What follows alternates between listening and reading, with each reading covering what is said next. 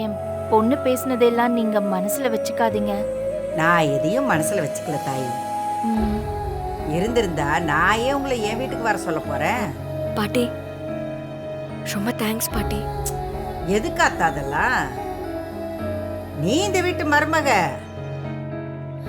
உங்க அம்மா இங்க வந்து தங்கறதுக்கு உரிமை இல்லையா என்ன? அப்பத்தா இவ்வளவு சீக்கிரம் நீங்க மனசு மாறுவீங்கன்னு நாங்க எதிர்பார்க்கவே இல்லை அப்பத்தா. இதுல மாறத்துக்கு என்னடா இருக்கு? எம்புட்டு நாள் தான் நான் கோவத்தோடே இருக்க முடியும். அதுவும் இல்லாம இவ கூட கோவத்தோட இருக்கிற அளவுக்கு இவ என்ன பெரிய மனுஷியா? ஏதோ வயசு கோவத்துல பேசிட்டா, அதெல்லாம் போட்டோம், விடுப்பா. மீனாட்சி, அதான் அத்தையே சொல்றாங்கல்ல, உள்ள போலாம் வாமா. அத்தை, அதுக்கு இல்லை அத்தை, எனக்கு ஆஃபீஸில் ஒரு வேலை இருக்கு, நான் உடனே போகணும். நான் கிளம்புறேன். ஏய் வந்து ஏதாவது சாப்பிட்டுட்டு போ. இல்லை தேனு, டைம் ஆச்சு, நான் கிளம்புறேன். தேங்க்ஸ் பாட்டி. என்னத்துக்கு? அம்மாவை இங்கே வர சொன்னதுக்கு. அதுல என்ன இருக்கத்தா? எனக்கு உன் அம்மா மேல எந்த கோவமும் இல்லை. உன் மேல கோவத்தை வச்சுக்கிட்டு நான் என்ன செய்ய போறேன்? நீ கல்யாணம் ஆகி போற இடத்துல நல்லா இருந்தா சரி. ம். அம்மா, நான் கிளம்புறேன். ம். வரேன் மாமா. சரி மீனாட்சி, சரி போயிட்டு வா. மீனாட்சி. சரி போயிட்டு பார்த்து போ. வாமா, உள்ள வா வா.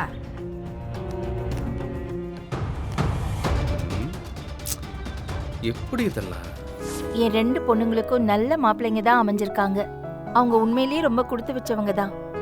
ஆமாத்த, அவர் நல்லவரா இருக்காரு. நீங்க ஹாஸ்பிட்டல்ல இருந்தப்ப கூட மீனாட்சிக்கு ரொம்ப ஆதரவா இருந்திருக்காரு. இதை விட வேற என்ன வேணும் சொல்லுங்க? கண்டிப்பா அவர் நம்ம மீனாட்சியை நல்லபடியா பாத்துப்பாரு. ஆமா மாப்பிள்ளை, இந்த கல்யாணம் நல்லபடியா முடிஞ்சா அதுவே எனக்கு போதும். அத்த, உங்களுக்கு அந்த கவலையே வேண்டாம். இன்னும் 2 நாள் தான் இருக்கு. கல்யாணம் சூப்பரா நடக்கும் பாருங்க. ஆமாம்மா, அதான் நாங்கெல்லாம் இருக்கோம்ல. ஆளுக்கு ஒரு வேலையை இழுத்து போட்டு செய்வோம். நான் இருக்கேன், சக்தி இருக்கா, ஜீவா இருக்கான். மனோ கல்யாணத்திலேயே ஜீவா தான் எல்லா வேலையும் பார்த்துக்கிட்டான். நம்ம மீனாட்சி கல்யாணத்துக்கும் அவன் எல்லா வேலையும் செய்வான். என்னடா? ஆமாண்டா லோகு, இந்த வீட்ல இவன் தண்டமா தானே இருக்கான். இந்த வேலையெல்லாம் இவன் நல்லா தான் செய்வான். டேய் ஜீவா, என் கல்யாணத்துக்கு பெரிய பேனர்லாம் அடிச்சல்ல, அதே மாதிரி மீனாட்சி கல்யாணத்துக்கும் மீனாட்சி போட்டோவையும் மாப்பிள்ளை போட்டோவையும் போட்டு பெருசா ஒரு பேனர் வச்சிடுறா, சரியா?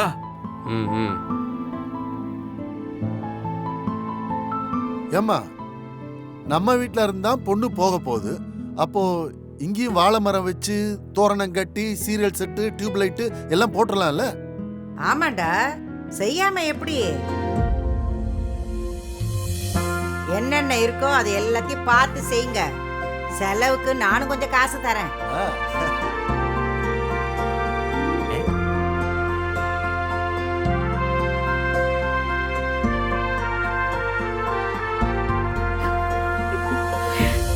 டேய் ஜீவா, உன் ஃப்ரெண்டுங்க கிட்ட சொல்லி வாழை மரம் சீரியல் செட்டு எல்லாத்தையும் ஏற்பாடு பண்ணிருந்தா. இவர் வேற கடுப்பேத்திக்கிட்டு. சரி. இந்த கல்யாணத்துக்கு வர விடாம இந்த வெட்டி பைய ஜீவாவை எப்படி விரட்டி விடுறது? அம்மாச்சி,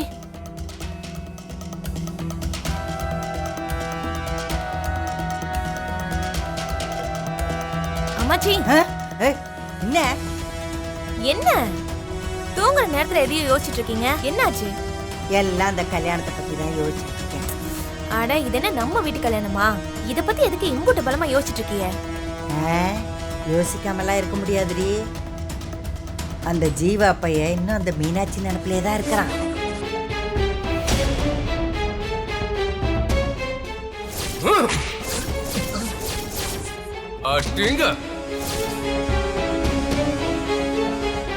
மீனாட்சி, நான் உன்னை லவ் பண்ற மீனாட்சி. இன்னும் கொஞ்ச நாள்ல எனக்கு கல்யாணம் ஆக போகுது. என்கிட்ட இப்படி சொல்றது உனக்கு தப்புன்னு தெரியலையா ஜீவா? இனிமே மீனாட்சி பின்னாடி சுத்துறது, அவகிட்ட பேசுறது, அவளை மீட் பண்றது, இது எல்லாத்தையும் ஸ்டாப் பண்ணிடு.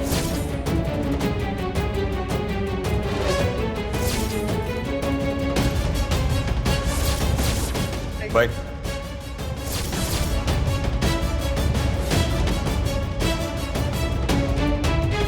எனக்கு மேரேஜ் ஃபிக்ஸ் ஆனதுல இருந்து எனக்கு மனசே சரியில்லை. ஆமா, மேரேஜ் ஆயிட்டா இதுக்கப்புறம் நம்ம இந்த மாதிரி அடிக்கடி மீட் பண்ண முடியாதுல்ல. அதுவும் இந்த சுமதியை பார்த்தியா? வெறும் வீட்டு வேலை, எடுப்பு வேலை செஞ்சு பொண்ணுங்களை நல்ல இடத்துல கட்டி கொடுக்குறா பாரு. எது எப்படியோ, ஆனா இந்த மீனாட்சி நம்ம வீட்டுக்கு மட்டும் வராம இருக்கணும். அது மட்டும் நடந்தா சந்தோஷம். ஆமா ஆமா, அதனால தான் அந்த சுமதியை இந்த வீட்டில் இருக்க விட்டுருக்கேன். சரி, அந்த கல்யாணத்துல எந்த பிரச்சனையும் வந்துடக்கூடாது. நான் சொல்றத கேளு ஜீவா. நீ இத பத்தி ரொம்ப யோசிக்காதப்பா.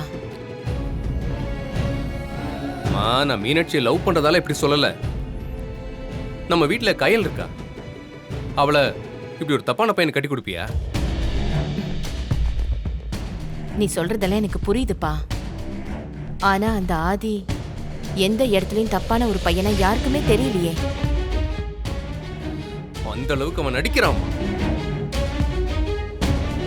அவனை எல்லாம் மீனாட்சி கல்யாணம் பண்ணிக்கிட்டா காலத்துக்கும் கஷ்டம்தான் படுவான்.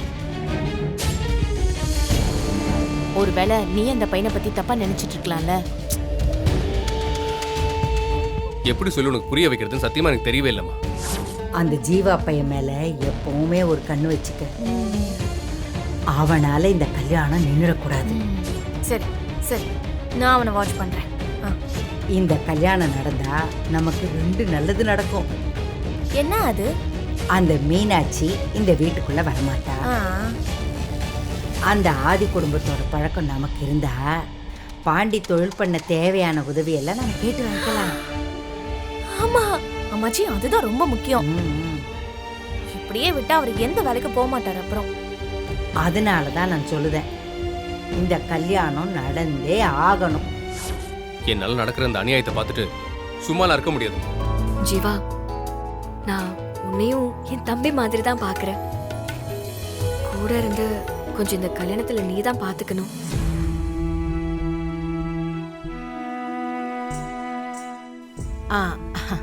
அதெல்லாம் அவன் வருவாம்மா. நீ எதுக்கும் கவலைப்படாத. நீ போய் சாப்பாடு எடுத்து வை, நான் இவனை கூட்டிட்டு வரேன். சரிங்க அத்தை.